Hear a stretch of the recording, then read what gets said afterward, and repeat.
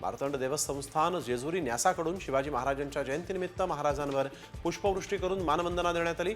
खंडोबा मंदिर गडकोटामध्ये कोल्हापूरकरांच्या शिवभक्त मावळ्यांनी शिवकालीन मर्दानी खेळांचं सादरीकरण केलं। शिवजयंतीच्या निमित्तानं देवस्थानाकडून मुख्य गाभाऱ्यामध्ये फुलांची आकर्षक सजावट करण्यात आली होती। पुण्यात मुस्लिम समाजाकडून देखील उत्साहात शिवजयंती साजरी करण्यात आली। मुस्लिम मावळा फाउंडेशनच्या वतीनं सर्वधर्मीय शिवजयंती सोहळा आयोजित करण्यात आला। यावेळेस शिवाजी महाराजांच्या घोषणा देत भव्य मिरवणूक काढण्यात आली।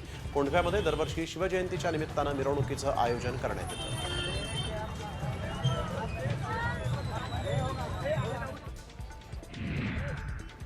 शिवाजी महाराजांच्या जयंतीनिमित्त लातूरमध्ये मोटारसायकल रॅलीचं आयोजन करण्यात आलं होतं। या रॅलीमध्ये तब्बल 10,000 मोटारसायकलस्वारांनी सहभाग नोंदवला। संपूर्ण लातूर शहरात शिवमय भगवं वातावरण निर्माण झालं होतं।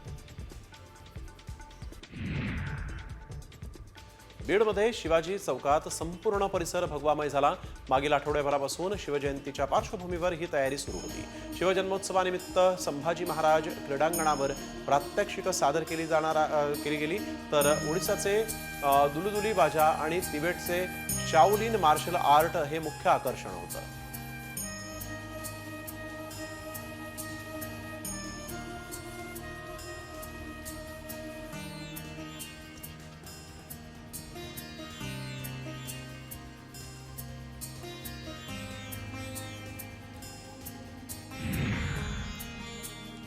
धाराशिवच्या वाशीमध्ये सार्वजनिक शिवजयंतीच्या रॅलीत फटाक्यांचा स्फोट झाला।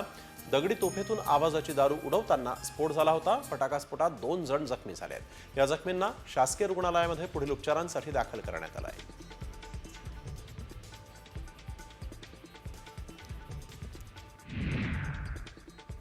शिवजयंतीच्या निमित्तानं तुळजाभवानी मातेची भवानी तलवार अलंकार महापूजा करण्यात आली।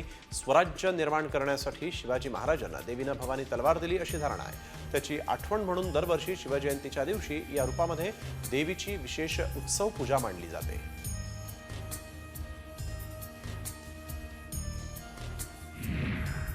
वसईमध्ये शिवाजी महाराजांच्या जयंतीनिमित्तानं विविध युद्धकालीन शस्त्रांचं प्रदर्शन भरवण्यात आलं।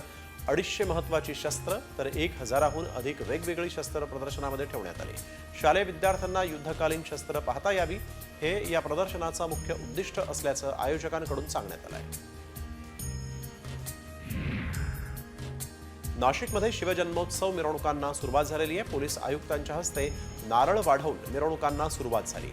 महत्त्वाचं म्हणजे पालकमंत्रीपदाचा तिढा न सुटल्यानं मुख्य मिरवणुकीकडे लोकप्रतिनिधींनी पाठ फिरवल्याचं पाहायला मिळालं।